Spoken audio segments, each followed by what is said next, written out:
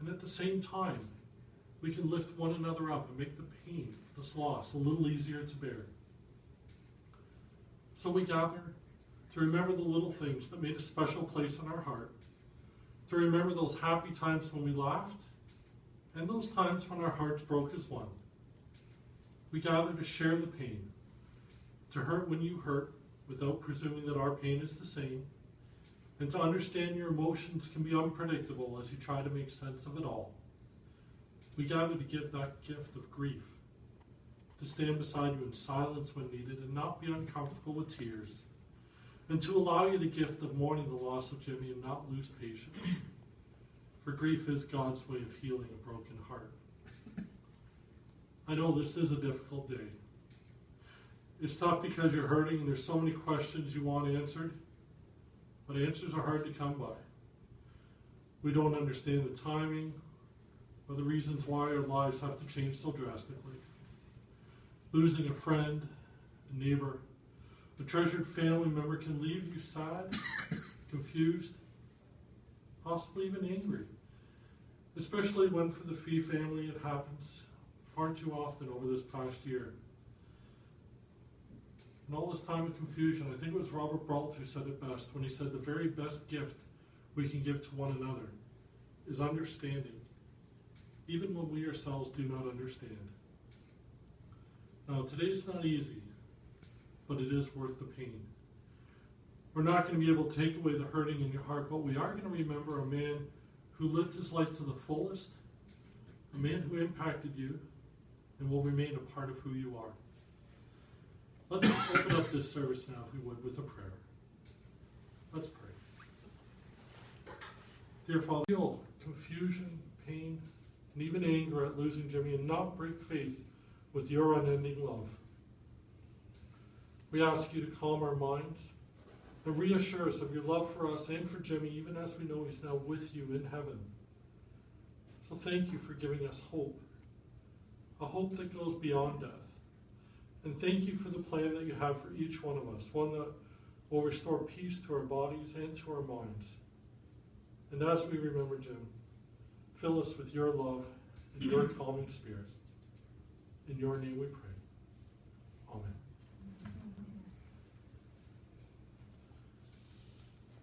Funerals can be difficult.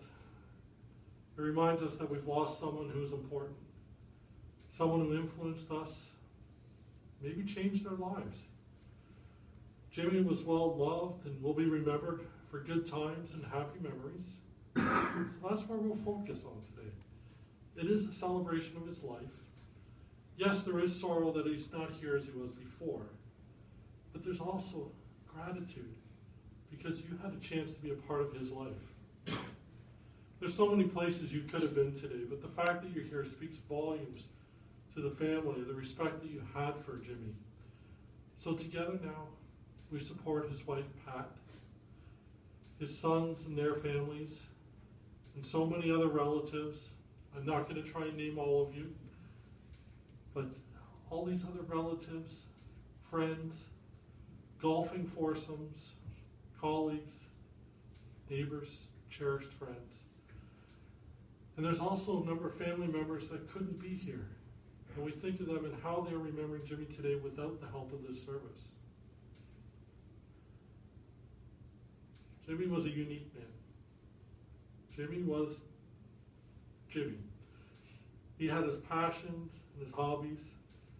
He loved his golf, played countless rounds at Meadowbrook. He always took his clubs with him to Florida. This wee man embraced life, embraced golf, and he made the most of every day that he could. Now, don't get me wrong, this isn't going to be one of those funerals where we're going to pretend that Jimmy is perfect. No one's perfect. In fact, perfect, if you really think about it, would be boring. You can't picture Jimmy being boring. Jimmy had his good times and his not so good times. And there were times he did his own things. Those things made him fun, sometimes unpredictable. He loved and he was loved. But love is a difficult concept. We need it in our lives, but when it changes, it can cause us such pain. It's been said that all we need to be truly happy in life is to love without limits. It's as simple as that, and it's as difficult as that. In the book of Corinthians, we're told this about love. It says, love is patient and love is kind. It does not envy. It does not boast. It is not proud. It does not dishonor others, and it is not self-seeking. It's not easily angered, and it keeps no record of wrongs. Love always protects. It always trusts, always hopes, and always perseveres. Love never fails. But you don't see any in there anywhere where it says love needs to be perfect. Real love allows us to be ourselves. Now, we may be a challenge sometimes, but those who truly love us will be able to look past faults and imperfections and find a way to be patient, understanding, and kind. Sometimes love needs us to look the other way when we're stubborn, and sometimes love needs us to accept each other just as we are. Jimmy accepted people as they were. And he even enjoyed the good-natured fun that many people had over his height. The love that Jimmy had continues on because death is not stronger than love. And that's why you still feel pain and you hurt, because you love him and miss him still. Now, each of you have your own different memories of Jimmy, and you'll remember him in your own unique way. And that's why your grief will be different than anyone else's. So we need to be patient with ourselves and with one another as that journey unfolds. For some of you, the memories will bring laughter and happy memories right away. And for others, it'll take a little longer to get to that point. It was an unknown author who said, "Feel no guilt in laughter, for you know how much you care. And feel no sorrow in a smile that he is not here to share. You cannot grieve forever, and he would not want you to. He'd hope that you could carry on the way you always do. So talk about the good times and the way you showed you cared, the days you spent together and all the happiness you shared. Let memories surround you, and a word someone may say will suddenly recapture a time, an hour, a day that brings him back as clearly as though he were still here and fills you with the feeling that he is always near. For if you keep those moments, you will never be apart, and he will live forever, locked safely within your heart." Now, I know my knowledge of Jimmy is pretty small compared to most of you, so I'm going to ask for a little bit of help right now from his step-granddaughter, Chloe. And she's going to come up and tell us a little bit about Jimmy. Thank you. So my Papa Jim grew up in Scotland in a strict but loving household. He was a short and scrawny guy compared to most boys as a young man, but what he lacked for physically, he made up for in personality. He was always there to make you laugh with a quick-witted joke or give you a warm smile and a kind word. I never saw him angry or upset, and I could never imagine him raising his voice. And he was the type of man who was gentle in nature but would stand his ground when it mattered.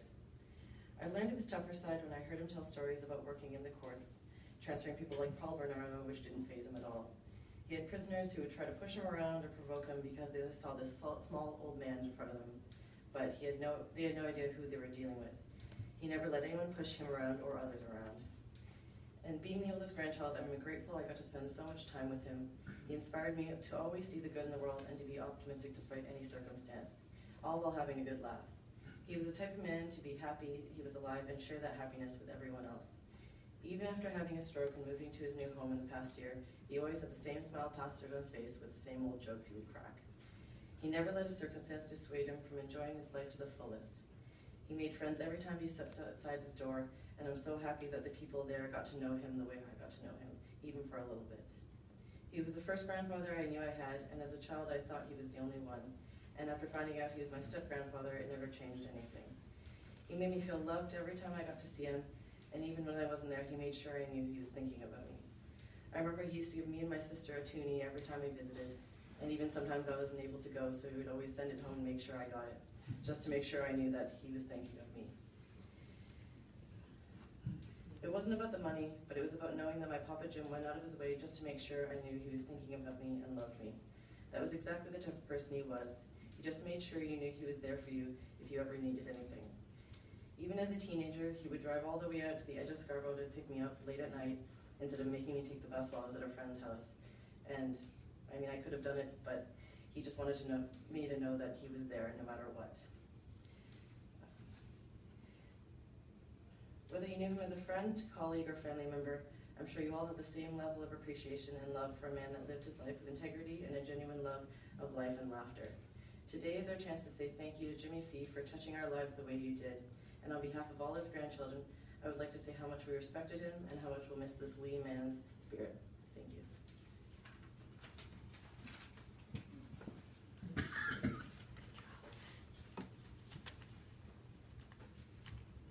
Thank you so much. Thanks for taking us into your life with him. You did a wonderful thing. You got people thinking about Jim, smiling while they thought of him. Great thing to do. Now, I know there's a lot more stories to be told, and I'm not going to open it up for all kinds of stories because we'd be here all day. But just know that after we're done here, there's going to be a reception, and that's going to be a chance for everyone to share with each other things that you experienced with Jim, the times you liked being with him. Because your responsibility now is to remember him, to hold on to those times that you cherish. Because he showed you how to enjoy life when things were good. And he showed you how to be strong when things were tough.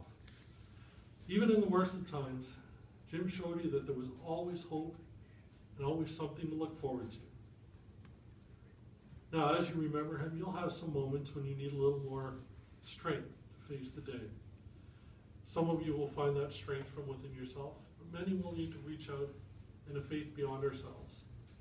You may want to pray, but find the words hard to come by. And that's fine when we can turn to the book of the Psalms. They're basically a collection of prayers that take us through the different circumstances in life. Now, many would think the words of this particular psalm, the 23rd psalm, were written by someone who had it all together and was enjoying the best of life. But in fact, the author, David, who did have some good times, wrote this at one of the lowest points in his life. He was fearing for his life. He was hiding in a cave. He was alone and he was scared. And in his time of need, he found the ability to cry out for help. And it's the words we can all use. He said, "The Lord is my shepherd, I shall not want. He maketh me to lie down in green pastures. He leadeth me beside the still waters, and he restoreth my soul. He leadeth me in the paths of righteousness for his name's sake. And yea, though I walk through the valley of the shadow of death, I will fear no evil. For thou art with me. Thy rod and thy staff, they comfort me. And thou preparest the table before me in the presence of mine enemies. Thou anointest my head with oil. My cup runneth over. Surely goodness and mercy shall follow me all the days of my life." A wonderful promise here at the end. "And I will dwell in the house of the Lord forever." That passage, it tells you that there is hope in the difficulties that you face. Whether you're coming face to face with your fears, your enemies, or even the reality of death, we are promised that the anguish does not last forever, that our souls will be restored. But also in that passage was a hope for Jimmy, a hope that he's now in the arms of God. He's with those who loved him before many here ever knew him. He's in the gentlest arms imaginable. You see, we know God walked by his side through all the valleys in his life, and we know that he was there, even in that last valley, the valley that sounds so deep and dark, they call it the valley, the shadow of death. We know God was there because we know no shadow can exist without the presence of light. And because God takes us through that valley, we do not stay in death. It's only the path that we have to take to find the peace and the joy that's promised to us. As you remember him, you'll have your own good days and not so good days. In Isaiah 40, we're told that he gives power to the weak, and to those who have no might, he increases strength. They shall mount up with wings like eagles. They shall run and not be weary. They shall walk and not faint.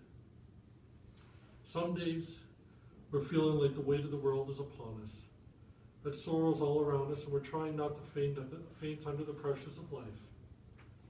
And then there's days when we're doing pretty good. We can walk and not let the little things bother us. And then there's the times we're at our best. These are the times we don't allow our own problems to weigh us down. These are the days that we can soar like eagles. We're not meant to have everything go as planned. Jim faced his tough times. He had his moments when he had difficult relationships, days he battled sickness. But through his good days and his bad, you could always see the love that motivated him. Love powerful enough to raise his family, patient enough to talk to the people that society didn't have time for, and determined enough to overcome obstacles. And now, strong enough to even defeat death. His love will always remain a part of who you are. It's okay to have times when you miss him. He was a good man. He was a good Scotsman. And you can be sad for the times you want him here, but you don't need to be sad for him. He's now free from pain, and his memory is still a part of who you are. So hold on to that memory. I'd like to leave you with the words of a poem by Canon Henry Scott Holland, Canon of St. Paul's Cathedral, where he said, "I've only slipped away into the next room. I am I, and you are you. And whatever we were to each other, that we are still. So call me by my old familiar name and speak to me the easy way which you always used, and put no difference in your tone. Wear no forced air or solemnity or sorrow, and laugh, as we always laughed at the little jokes that we enjoyed together. Play, smile, think of me, pray for me. Let my name be ever the household word it always was, and let it be spoken without effort. For life means all that it ever was. There is absolute, unbroken continuity. But why should I be out of mind just because I'm out of sight? I am waiting for you, for an interval, somewhere very near, just around the corner. And now for Jim, all is well." So on behalf of the family, I'd like to thank you for being here, for your love and your support you've shown to one another, and I'd encourage you to continue that support, not just today, but to think of those who will be missing Jim in the days, weeks, months, even years to come. Continue to lift one another up, and you'll find that as you do so, the pain does become a little easier to bear. I would ask now that if you're able, would you please stand with me for the commendation?